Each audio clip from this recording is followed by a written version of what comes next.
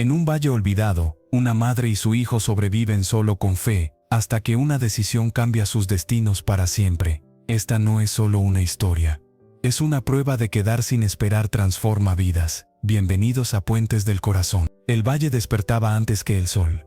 Una bruma ligera se deslizaba entre los cerros como un suspiro antiguo, y el aire frío mordía la piel de quienes no tenían más abrigo que la costumbre. Allí, donde la tierra era dura, y el camino polvoriento parecía no llevar a ninguna parte, se levantaba una pequeña choza de adobe, agrietada por los años y sostenida más por la fe que por el barro. Dentro de esa casa vivía Rosa. Cada amanecer, cuando el gallo apenas ensayaba su canto, Rosa se incorporaba en silencio. Sus pies tocaban el suelo helado sin quejarse, como si ya hubieran aprendido que el dolor también se hereda. Se ataba el cabello con una cinta gastada y se acercaba al fogón. El sonido de la piedra, moliendo el maíz, rompía la quietud del alba, un ritmo lento constante, casi como una oración. Ese sonido era el pan del día. Rosa no recordaba cuándo había sido la última vez que durmió sin preocupaciones. Tenía poco más de 30 años, pero sus ojos cargaban la profundidad de quien ha visto demasiadas despedidas. En su rostro convivían la ternura y el cansancio,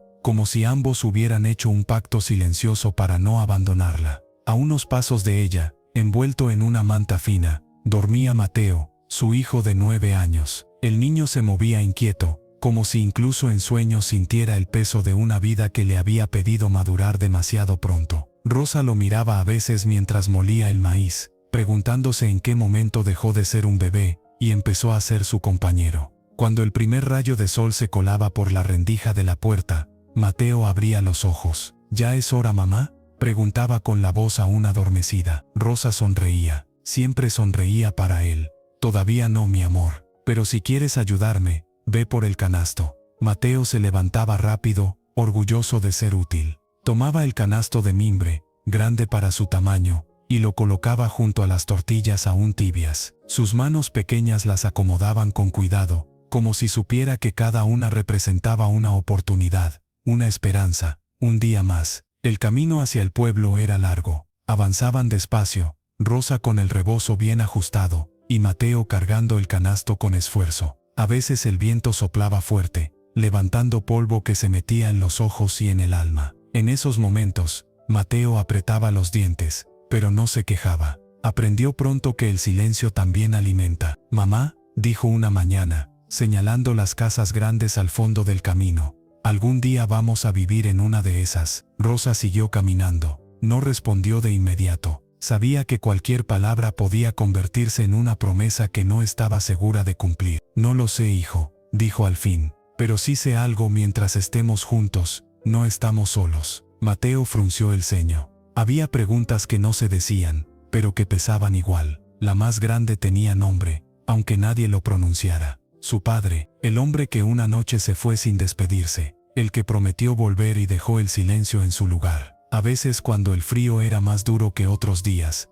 Mateo se abrazaba a sí mismo y miraba a Rosa con los ojos llenos de una tristeza que no correspondía a su edad. «Mamá, ¿papá volverá?». Rosa sentía entonces un nudo en la garganta. Se agachaba frente a él, tomándole el rostro con ambas manos. «Hay personas que se pierden por dentro, hijo», decía con suavidad. «Pero eso no significa que tú hicieras algo mal». Mateo bajaba la mirada. Rosa lo abrazaba fuerte, como si pudiera protegerlo del abandono, del mundo y de la vida misma. En el pueblo algunos compraban las tortillas con amabilidad, otros con prisa. Había miradas que juzgaban, palabras que dolían sin ser dichas. Rosa las soportaba todas, no por ella, sino por Mateo, por su derecho a creer que el mundo podía ser distinto. Cuando regresaban a la choza, el sol ya estaba alto. El cuerpo de Rosa pedía descanso, pero la mente no se lo permitía. A veces solo quedaba lo justo para una comida sencilla. Otras, ni eso. Sin embargo, nunca faltaba una oración. Por las noches, Rosa se sentaba junto a Mateo y le acariciaba el cabello. «Dios escucha incluso cuando no decimos nada», le susurraba. Mateo cerraba los ojos, aferrándose a esas palabras como quien se aferra a una luz pequeña en medio de la oscuridad. Y así comenzaban y terminaban los días, entre fe y necesidad, entre silencio y pan, sin saber que muy pronto el destino pondría a prueba todo lo que creían, y que aquel silencio, que hasta ahora había sido su única compañía, estaba a punto de romperse. La hacienda despertaba cada mañana con un silencio que pesaba más que cualquier ruido. Los corredores largos, antes llenos de pasos apresurados y risas infantiles, ahora devolvían el eco de una soledad persistente. Don Esteban caminaba por ellos con las manos a la espalda, como si vigilara un lugar que ya no le pertenecía del todo. Cada pared estaba en su sitio, cada mueble limpio, cada objeto ordenado, pero nada ocupaba el lugar que el dolor había arrancado de su pecho. Desde la muerte de su esposa y de su hijo, el tiempo había dejado de avanzar de manera normal. Los días pasaban, sí, pero sin sentido. La habitación del niño seguía intacta, los juguetes alineados, la cama perfectamente tendida. Don Esteban no entraba allí sin sentir que el aire le faltaba. A veces se quedaba en el umbral, mirando, sin atreverse a cruzar, como si hacerlo fuera aceptar una verdad que aún no estaba listo para pronunciar. El pueblo lo conocía como un hombre duro, frío, distante. Nadie sabía que cada noche se sentaba solo en la mesa enorme del comedor, con un plato que no tocaba, recordando voces que ya no respondían. Nadie escuchaba sus oraciones rotas, dichas sin fe, más por costumbre que por esperanza. Aquella mañana, algo fue distinto. Don Esteban salió temprano, conduciendo su camioneta por el camino principal que bordeaba sus tierras. La neblina aún cubría los cerros cuando, a la orilla del sendero, vio a varios niños descalzos. Uno de ellos cargaba a un bebé en brazos, otro mordía un trozo de pan duro como si fuera un tesoro. Frenó. Los miró sin bajar del vehículo. Sintió un golpe seco en el pecho. No era compasión, era memoria. Su hijo había tenido casi la misma edad, la misma forma de mirar cuando tenía hambre y no quería decirlo. Algo se quebró dentro de él. Regresó a la hacienda sin decir palabra. Caminó directo al almacén. Ordenó a los trabajadores cargar sacos de alimentos, mantas, agua. Nadie preguntó nada. Era extraño verlo así, pero obedecieron. «Quiero llevar esto al valle», dijo con voz apagada, «a los que lo necesiten». No buscaba agradecimientos. No quería que lo vieran. Solo necesitaba sentir que aún era capaz de hacer algo bueno, algo que no estuviera marcado por la pérdida. La camioneta avanzó por un camino secundario, angosto y poco transitado. El sol comenzaba a caer cuando el terreno se volvió irregular. Una curva cerrada, un bache profundo, un ruido seco. El volante se sacudió con violencia. Todo ocurrió en segundos. La camioneta se salió del camino y se deslizó hacia una zona cubierta de matorrales. El impacto fue brutal. Don Esteban sintió un dolor agudo atravesarle el cuerpo. La cabeza golpeó contra el vidrio. El mundo se volvió confuso, giratorio, oscuro. Cuando abrió los ojos, ya no había luz. Intentó moverse, pero un dolor intenso en el pecho lo obligó a gemir. El cinturón lo mantenía sujeto, inclinado de lado. El aire entraba con dificultad.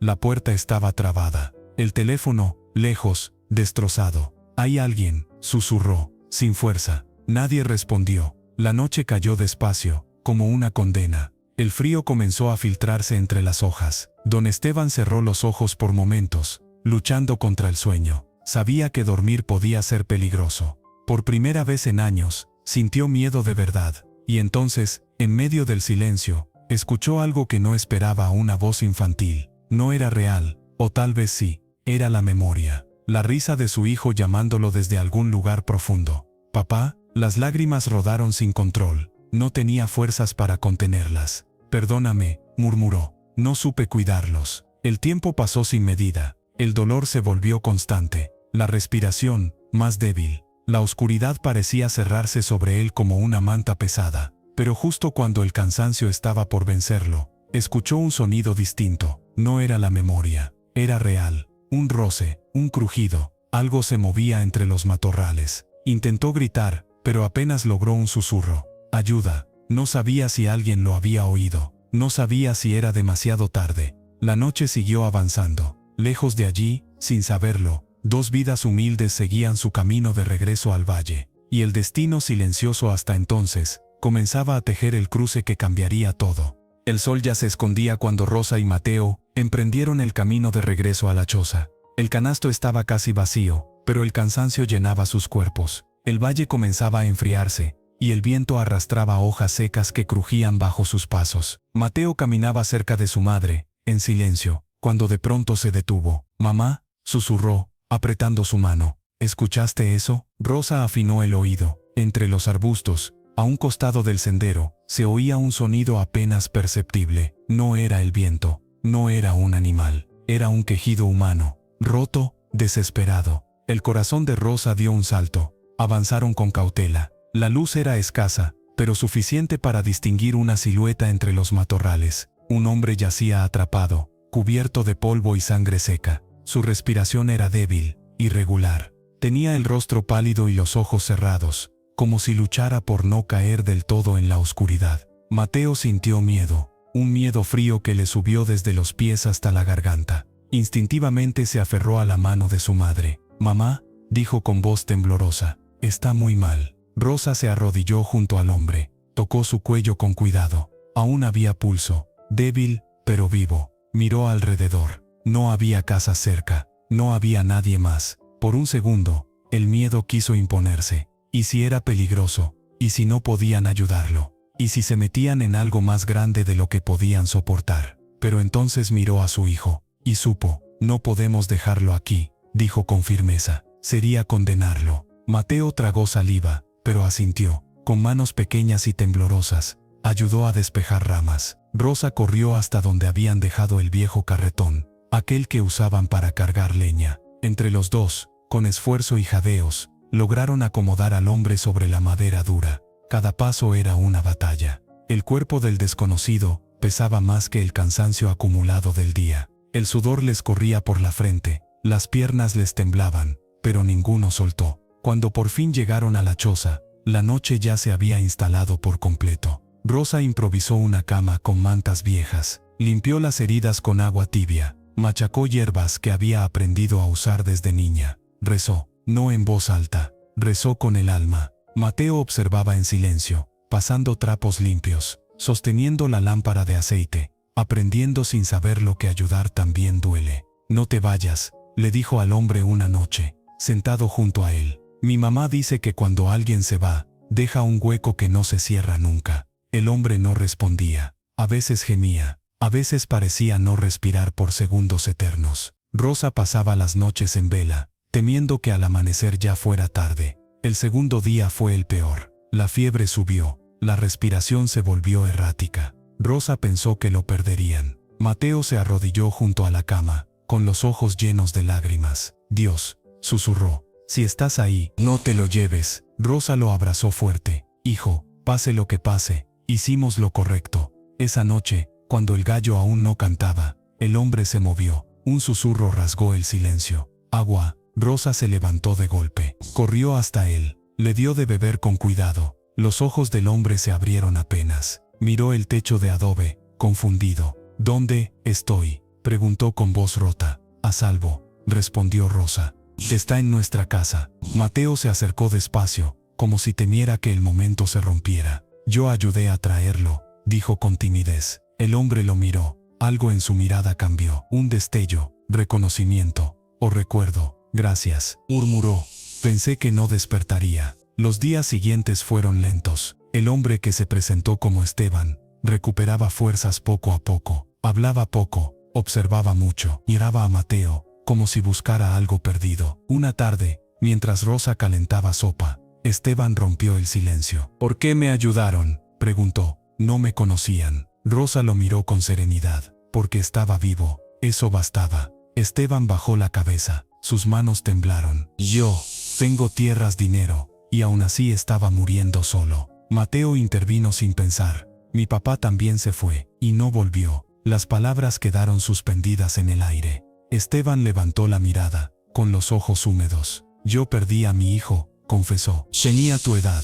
El silencio que siguió fue distinto. No era vacío, era comprensión. Esa noche, mientras Rosa observaba a los dos desde la puerta, sintió algo que no sentía desde hacía mucho tiempo, que aquel encuentro no era casualidad, que el miedo que habían vencido estaba abriendo una puerta, pero aún no sabía que el mayor giro estaba por llegar, y que ayudar sin medir el miedo cambiaría sus destinos para siempre. Don Esteban despertó con una sensación extraña, casi olvidada. No era el dolor, que aún persistía como un eco lejano, sino algo más profundo: paz. Abrió los ojos lentamente, y lo primero que vio fue el techo de adobe, irregular, sencillo, sostenido por vigas gastadas. No estaba en su hacienda. No había lujo. Sin embargo, nunca se había sentido tan acompañado. El aroma de una sopa caliente flotaba en el aire. Afuera, el viento movía suavemente las ramas secas. Dentro de la choza, todo era pequeño, pero vivo. Don Esteban giró la cabeza y vio a Rosa, sentada cerca del fogón, removiendo la olla con paciencia. A unos pasos, Mateo estaba sentado en el suelo, concentrado en tallar una figurita de madera. El niño levantó la vista y sonrió. Despertó mamá. Rosa se acercó de inmediato. Sus ojos mostraban cansancio, pero también alivio. Gracias a Dios, susurró. ¿Cómo se siente? Don Esteban intentó incorporarse. El dolor lo obligó a detenerse, pero ya no era el mismo de antes. Era un dolor que anunciaba vida, no despedida. Me siento en casa, respondió, sorprendiéndose a sí mismo. Los días siguientes transcurrieron despacio. Rosa lo alimentaba, le cambiaba las vendas, le hablaba con naturalidad, sin preguntas incómodas ni expectativas. Mateo, por su parte, se convirtió en su sombra. Le contaba historias del valle, del viento que a veces silbaba como si cantara, de cómo ayudaba a su madre a vender tortillas. Don Esteban escuchaba en silencio. Cada risa del niño le atravesaba el pecho como una mezcla de alegría y nostalgia. En esos gestos pequeños, una carcajada inesperada, una pregunta inocente, veía reflejado a su hijo perdido, no como un reemplazo, sino como un regalo inesperado. Una tarde, mientras Rosa estaba fuera recogiendo leña, Esteban llamó a Mateo. Ven, muchacho. Mateo se acercó con cautela. ¿Te duele algo, don Esteban? No, sonrió. Solo quería darte las gracias. El niño se encogió de hombros. Mi mamá dice que ayudar no se agradece, se hace. Aquellas palabras golpearon a Esteban más fuerte que cualquier accidente. Bajó la mirada. Durante años había tenido todo, menos eso, alguien que diera sin esperar. Esa noche, cuando Rosa se sentó junto a él, Esteban habló. He pensado en irme mañana,